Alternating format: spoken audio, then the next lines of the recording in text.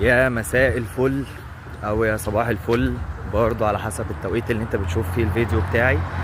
مساء الفل يا جماعة على كل الناس. النهاردة الجزء التاني. هتكلم النهاردة على حاجة في ناس كتير قوي بتقعد تسألني فيها، طريقة دخول امريكا يعني. باختصار شديد، عشان بس ايه، في حوارات كتير وفي كلام الواحد بيشوفه كتير قوي الايام دي عن شوية افلام غريبة كده وحاجات ملهاش اي اعراب من الصحة. من الاخر يا جماعة، هي طريقة دخولك امريكا هي حاجة من الاتنين: يا بلوتري، تمام، اللي هي الهجرة العشوائية اللي هي ان شاء الله هتفتح شهر 10، ودي انا بنصح الناس كلهم ان هم يقدموا فيها. الموضوع فيها سهل مش صعب. قدم، هتسمع ناس كتير قوي بتحبطك، هتسمع ناس كتير قوي يقول لك لا يا عم احنا كده كده، واحد بيقدم عليها بقاله 100 سنة وما جاتلوش، واحد بيقدم عليها